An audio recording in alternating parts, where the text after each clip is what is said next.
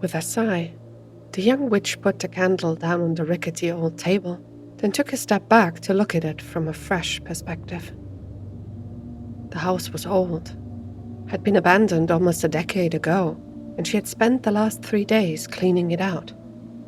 All of it, from scrubbing the floors and walls to throwing out the furniture and refuse, had been done for tonight. She looked at the 2 walls on either side of her. Torches were hanging there, giving her enough light to see what she was doing. Soon she wouldn't need them anymore, she told herself, and wiped a strand of ruby-red hair away from her eye. This would be her graduation. Well, her unofficial one. The old witch who had taken her in, Agatha, would still need her to help for a few more years before she would be allowed to leave entirely. But tonight, she would graduate on her own. Talking to a teacher had been a minefield. She had begged and pleaded for just 1 week of unrestricted travel and had spent sleepless nights cleaning up the witch's hut and running around the countryside, gathering herbs and sometimes animals to restock her teacher's supplies. But in the end, it would be worth it. Her teacher had given her permission to take leave for a week, and she had gladly gotten to work. Finding this abandoned hut far away from any village had been a blessing. Getting her own supplies was a chore. Setting up the candle and carving the markings into the floorboards, though, had been pure joy. She smiled, took a few deep breaths, then looked around once again. It would work. The book had been very specific about how to set up this ritual. And at least according to her teacher, she was blessed with a strong connection to the other world. All she needed to do was light the candle, recite the verses, and then blow it out. Since she had no specific target in mind, she could let the current sweep her away. Returning would be possible, as long as she left something of hers behind. She grabbed the bag in the corner and pulled out the only thing she still had left from her parents' belongings. A small wooden doll. Lifeless and crudely carved out of cheap wood. But to her, completely irreplaceable. This would be her anchor, she thought, grabbed a knife and drew blood from her lower arm. Crimson droplets ran along her skin, found their way to the tip of her index finger, then dripped onto the doll. The young woman pressed the cloth of her shirt onto the wound to stop the bleeding, put down the knife, then walked across the room to give the doll a place of honor, right by the wall. "Watch over me," she mumbled, while the smile on her lips now wavered a bit. What if something went wrong? No, she couldn't think like that. Doubts were a poison of the mind, she repeated her teacher's words. If you doubt yourself, you will mess up. If you mess up badly enough, you will die. Stand tall, be confident, and do what you have to do. She carefully set down the doll and watched for another moment as one of the drops of blood was running along a groove in the cheek, making it look like a bloody tear. This wasn't a bad omen, she thought to herself. No. All she needed to do was follow the ritual and experience the other worlds on her own. And then she would feel like a real witch, with or without her teacher's blessing. A strand of hair got loose again, moved in front of her eye, and she pushed it back behind her ear. After everything that had been taken from her throughout her life, today would be the day when she clawed back something on her own. She had lost her family, her friends, and her whole village, all to a plague no one could have done anything about. Then, her freedom had been taken away. That was done by a group of travelers, picking up strays, as they called them. They had stolen so many things from her, right down to her name. If it hadn't been for her teacher's intervention, she would have probably already died somewhere in a ditch or a brothel. The young woman straightened up, put on a brave face, and walked back toward the small table and candle. Tonight, she would show herself that she was still capable of so many things. She bent over and extended a hand until she could almost touch the wick of the candle, recited just a few short words in her mind, then snapped her fingers and watched a spark fly through the air. A tiny flame appeared just a moment later, flickered to life, then settled down. The light was weak and soft, so different from the 2 torches hanging on the walls. She could feel it already. Finally, the ritual could start. The young woman grabbed hold of the edge of the table as she stared into the weak flame and started reciting words in a language she hardly understood. It was difficult, but she thought she was doing a passable job at least. Her teacher had made it a point to make sure she would be able to read and sound out the more common languages around. And now, she was wondering if doing this ritual had been part of her mentor's plan as well. The book she had studied for it had been one of the older ones, but at least it had been concise with the descriptions of the setup and incantations. As long as she kept to it, she would succeed. At the 3rd verse, she felt the air grow stale, then cold. At the 5th, the torches to her right and left started flickering. At the 9th, the final verse, she felt this cold chill flowing through the air, while the floor beneath her feet started to tremble. She blew out the candle, and with it, the 2 torches were extinguished as well, plunging the whole hut into complete darkness. The young woman stood there, still holding onto the table that seemed to break apart in her grasp without making as much as a noise. This strange vibration was still running through the floor and up into her legs as she slowly kept breathing and trying to get accustomed to the darkness. Part of her was cheering. She had done it. Well, something, right? The only question now was how she would perceive the world she had broken into.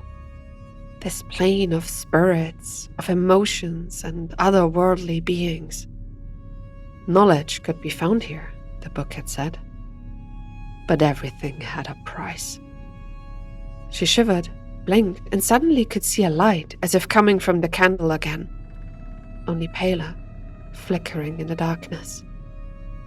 Stretching out her hand, she grabbed hold of it and felt this cool chill in her skin as she lifted the orb up and in front of her chest.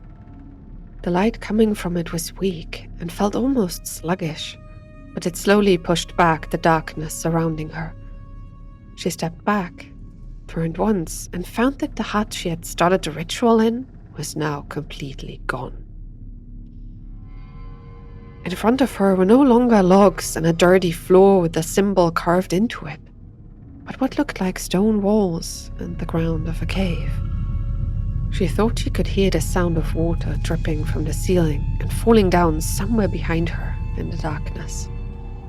A chill blew through the cave and carried with it this strangely familiar smell. This place wasn't like the normal world, she warned herself again. She couldn't fully trust her senses. The book had spoken about it as well. There were things in here trying to deceive, and others who just wanted to hurt people.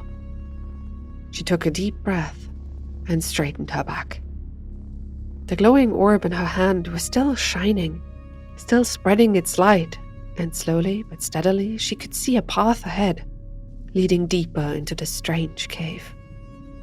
She looked over to her side and could see the small wooden doll sitting on the rough floor.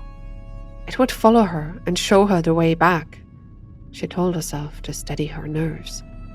As long as that thing was still here, she would be able to get out of this place on her own. Her feet started moving as she slowly walked along the path of this strange cave.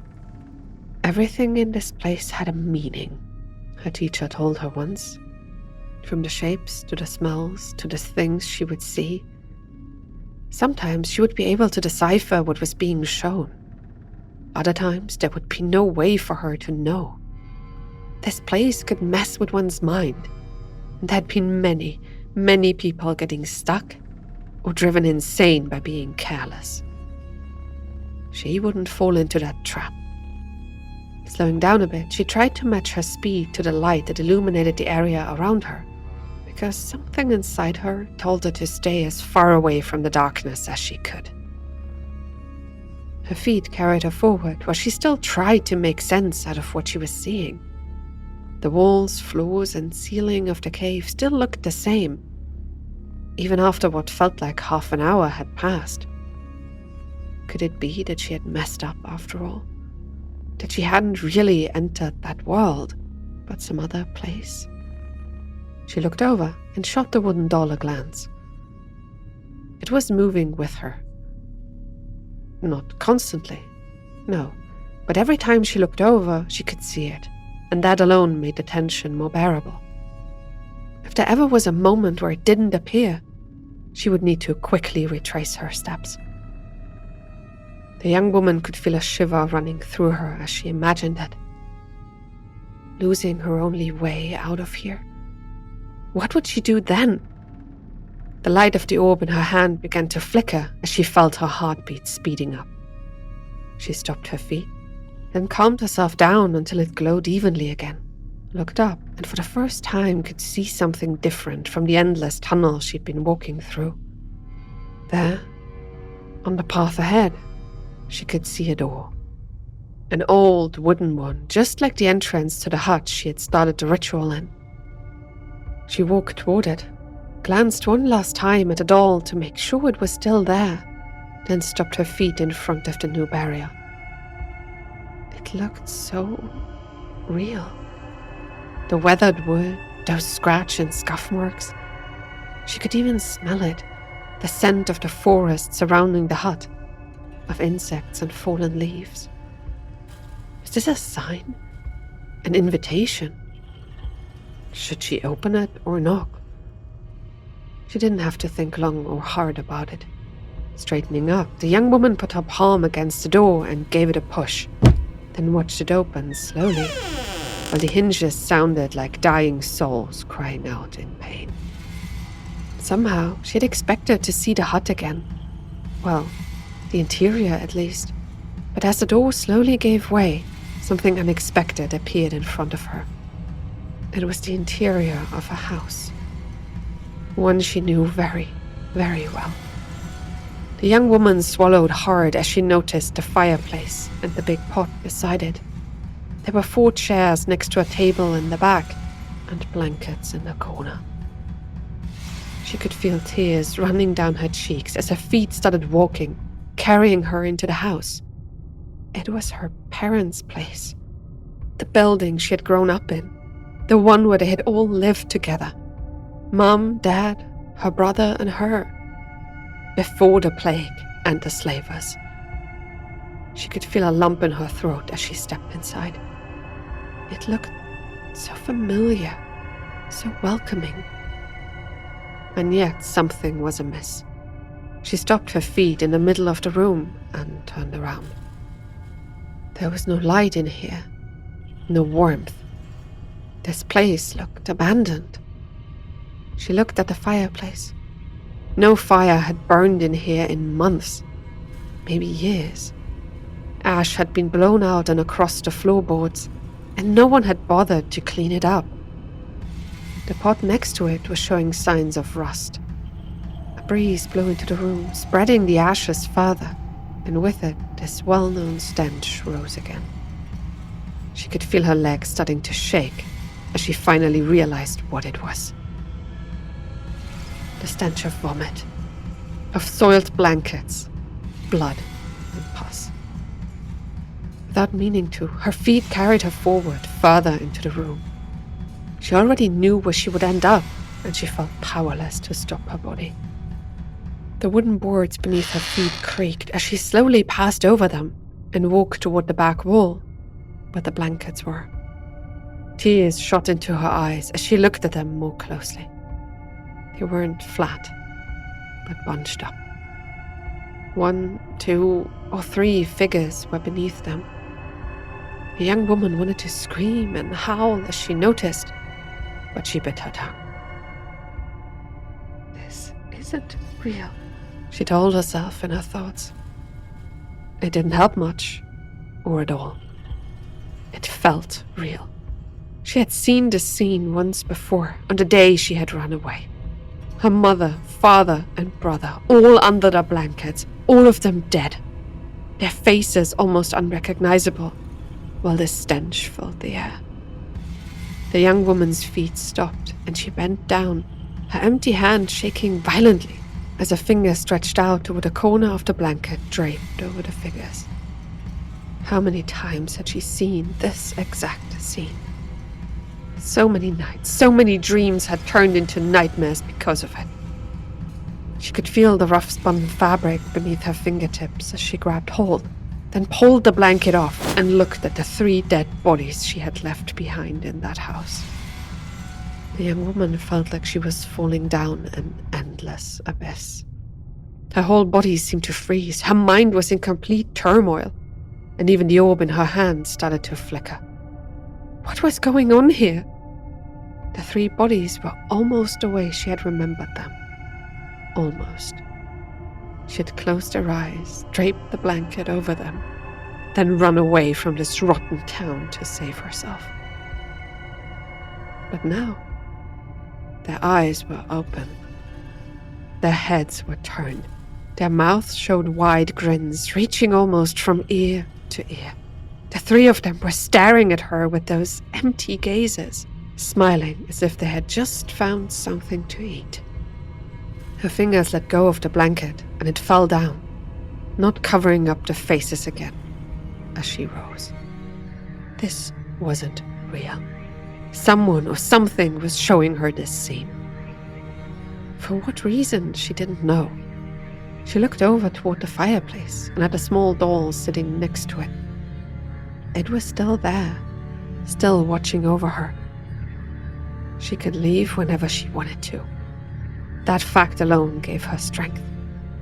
She turned around once again and breathed in deeply and calmly, as if the stench wasn't there at all, then stopped as she noticed a shadow in the corner that didn't move, even as the light of the orb touched it. "There you are," she said, and to her surprise, the thing immediately moved. It looked almost like watching a bird unfurl its wings as the shadow shifted, tore apart, and out stepped a little girl with black hair and the palest skin she had ever seen. The young woman shivered at the sight, moved back inadvertently, and held the orb in front of herself, as if it could protect her. Talking out loud had been a mistake, she scolded herself. The girl was looking at her, but her eyes were so strange. They were completely black. The iris, the white part, the lens. It was all just one dark mass, but the feeling of being stared at was so overwhelming, she felt herself shivering under the gaze. What was it? A demon? A spirit? Some kind of being not even spoken of in the book? It didn't look aggressive. Otherwise, she would have run for the doll the moment it made its move. No, it was just standing there, staring at her with this blank face and black eyes. Almost like it was waiting for her to speak again. The young woman wasn't sure what to do at all. There had been a few passages about beings in this world. Not a single one of them was of help right now. This thing had brought her here, to this place, and had shown her her dead family. Who would do something like that? Then again, the book had warned her not to rely on her own morals and experiences while dealing with beings in this world. Those dead bodies under the blanket hadn't died screaming, as her real family had, but were smiling. Maybe that was some strange way of showing goodwill? She wasn't sure anymore. The young woman was just about to open her mouth when the girl suddenly started to move. First, its arm. It rose up, and she extended a finger before the whole shoulder moved, and she could see her pointing right at the closed-up window. With a bang, it flew open. The young woman jumped back and toward the wooden doll, ready to grab it and get pulled out of there if the girl made a move for her. But the child-looking thing didn't. It was frozen in place, now with the open window at its side and its finger still pointing. The young woman wasn't sure if she should simply take the doll and get back to her own world. Something about this being creeped her out. There was no overt sign of aggression, but she also couldn't see even a shred of humanity in its behavior. Did it want to show her something? Or was it just a ploy to get her away from the doll? She couldn't decide which side she should fall on. What would her teacher tell her? That answer she definitely knew. Run away. That was almost always her answer. Except when it came to things she wanted for herself. Then she would jump headfirst into danger. The young woman scoffed inwardly. Maybe this was part of maturing in this business as well. Taking risks for big rewards. She stepped away from the doll and walked toward the creepy girl, still staring blankly in her direction. After having proven that she was able to open this world, maybe it was now time for her to gain something from it as well. The young woman reached the girl, then looked out, following the small extended finger. She had thought it would be different, but all she could see was the same view she'd had when she had still lived here.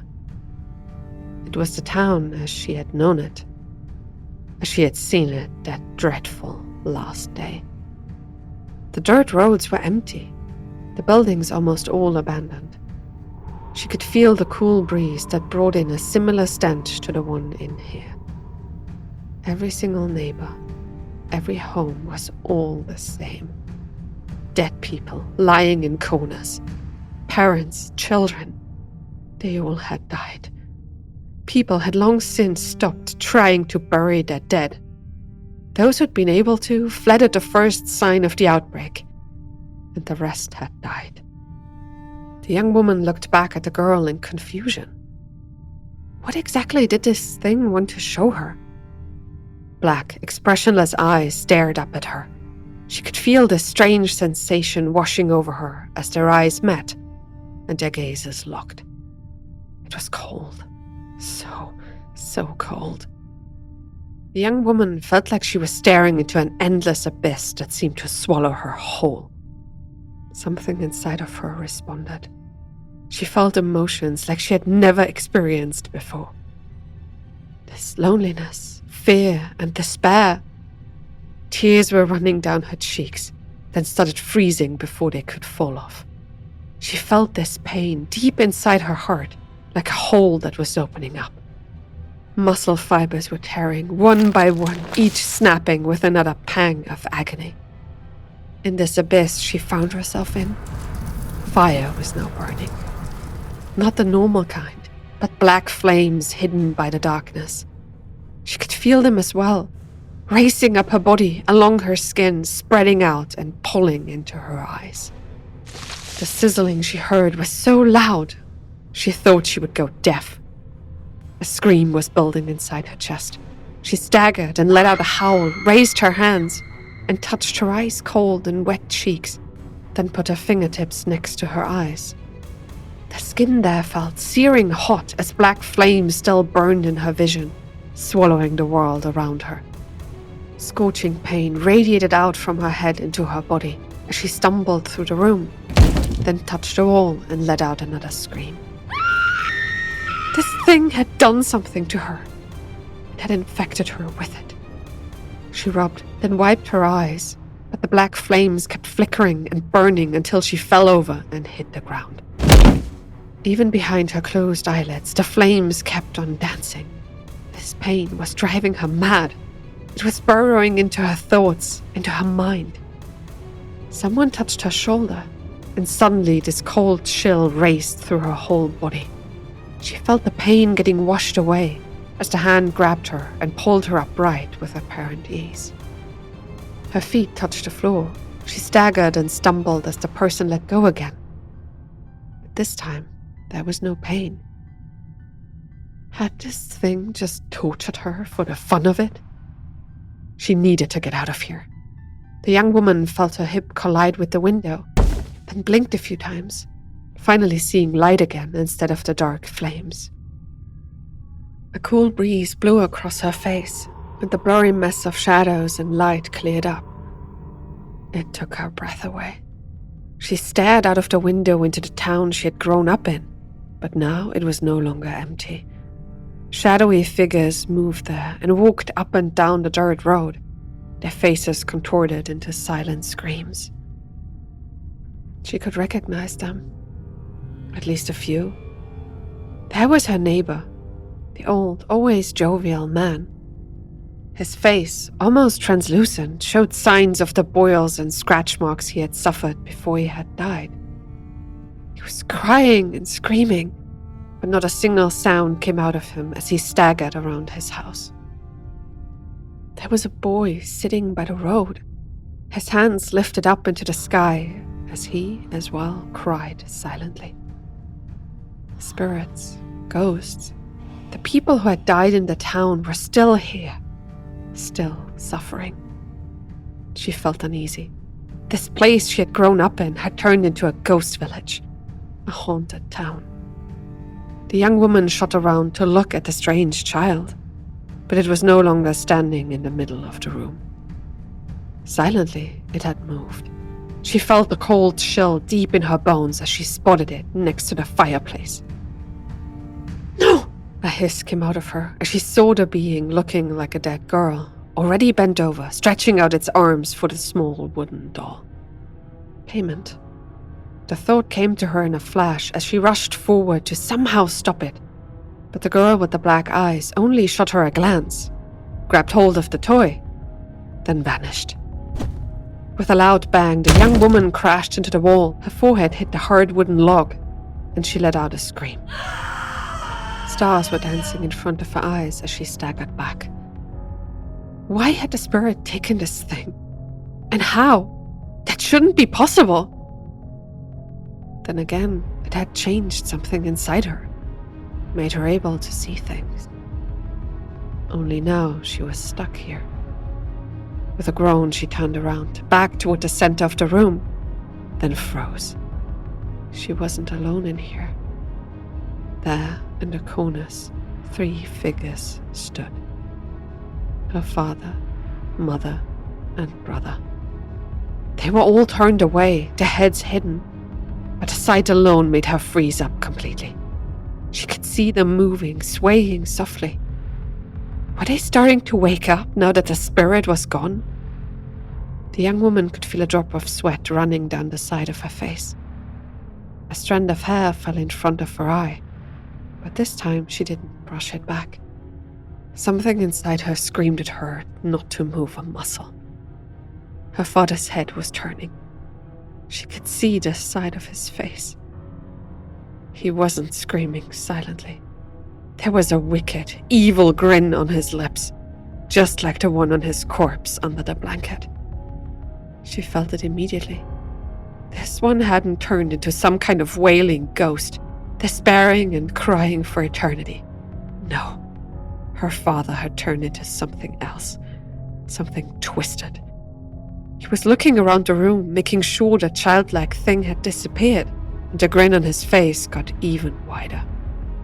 She lowered her eyes so as not to look at him any longer. This was bad. Wrong. What had happened to him to turn him into this thing? A soft breeze touched her, and she could see his feet moving toward the center of the room. The orb in her hand was flickering. She closed her eyes to calm herself. Every single instinct inside her screamed in unison. He was coming for her. No, that couldn't be true, right? Wouldn't he have done so already, if he could? What if he was afraid of the spirit? And what if, now that she could see them, they could notice her as well?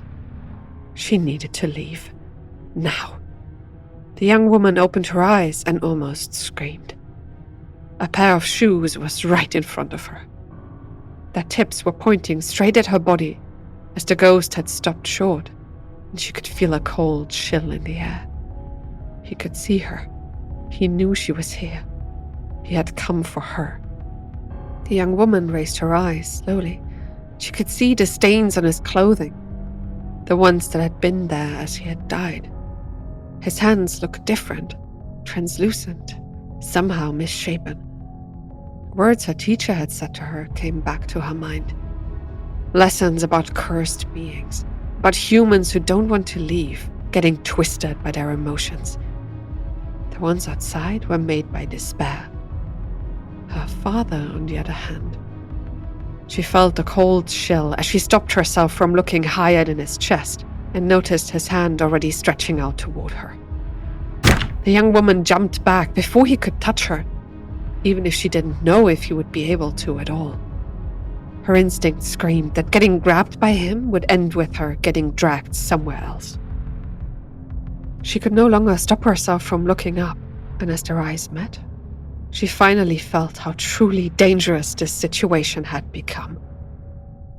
He was looking at her, not just in her direction, straight at her.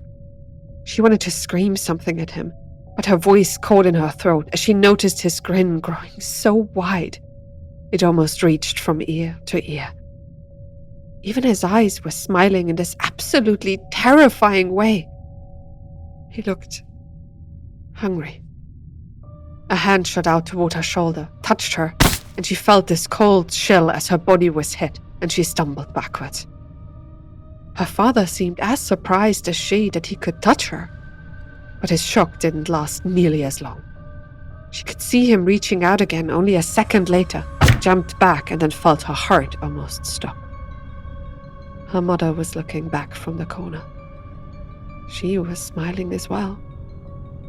The young witch moved back again as her father's ghostly hand rushed through the air between them, brushing away the strand of hair in front of her eye. He wanted to kill her. Those voices in her mind screamed. She stumbled, reached behind her, and felt the frame of the door. This place had once been her home as well. She still knew the layout even without having to turn back.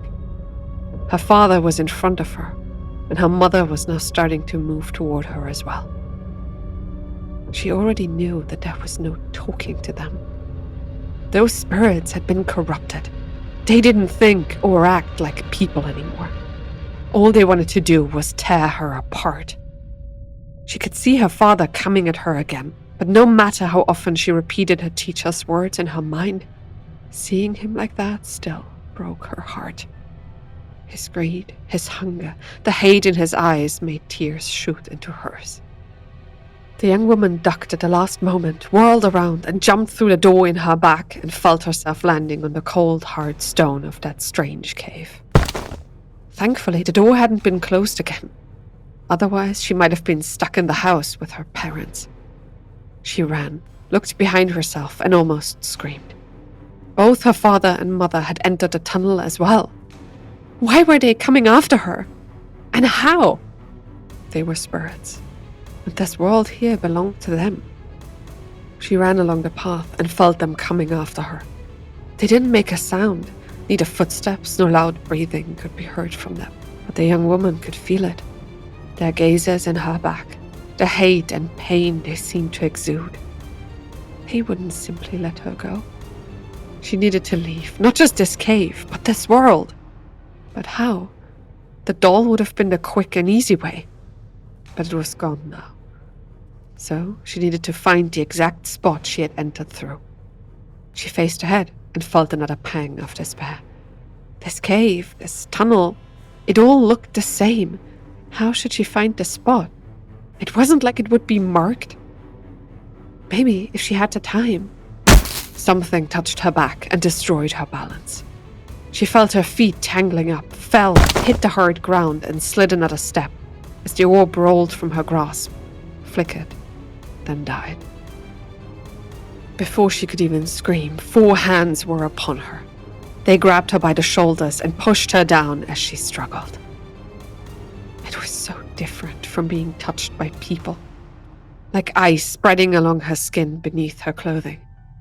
She screamed, kicked, and punched, tried to push herself up, but those hands holding her were simply too strong. The young woman howled and suddenly felt her body being turned around. It was completely dark, but as soon as her back hit the hard stone, She could see two figures almost shining right above her. Her mother and father. Their grins were glowing. They were all she could see. She tried to scream again, but her mother's two hands found her throat and closed down around it before she could make another noise. It felt like ice water was dousing her lungs. Her parents' smiles were so bright, so wide as they tore at her. It almost looked like a caricature. She could feel her vision getting blurry, fingers digging deeper and deeper into her throat.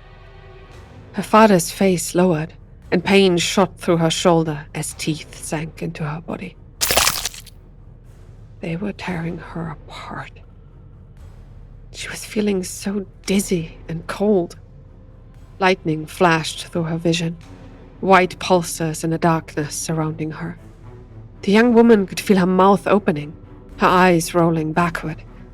Her lungs were burning, yet freezing at the same time. What would happen to her? A crack appeared right next to her. She could feel hot air rushing in, together with light. A hand followed. Not ghostly pale, but old and weathered. It grabbed her by the arm, and the young woman felt a jolt as the hand pulled at her with this enormous strength.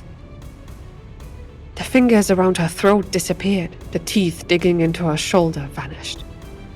Two voices, distorted and angry, howled at having their prey taken away as she got pulled into the light, then suddenly felt herself falling as she crashed onto the table of the old hut and fell down and rolled over the carved-up floorboards. The young woman blinked, then coughed, then cried. Standing above her was the old hag who had now saved her for the second time. There was mist rising from the arm that had reached into the other wall to pull her out, but all she could see on the wrinkled old face was fear and worry. She tried to get up and felt a hand under her shoulder, lifting her slowly. Without her teacher, she would have died in that world. Now she understood why this knowledge was restricted. The young woman staggered, then grabbed hold of the table to keep herself upright. A strand of hair fell over her eye again. But now, it was white instead of the normal red. Her eyes were almost aching, but not from the tears. It felt just like when the black flames had burned through them. There, not even 3 steps from where she was now, she could see the outlines of 2 figures clawing at each other as they kept looking around for the prey that got away.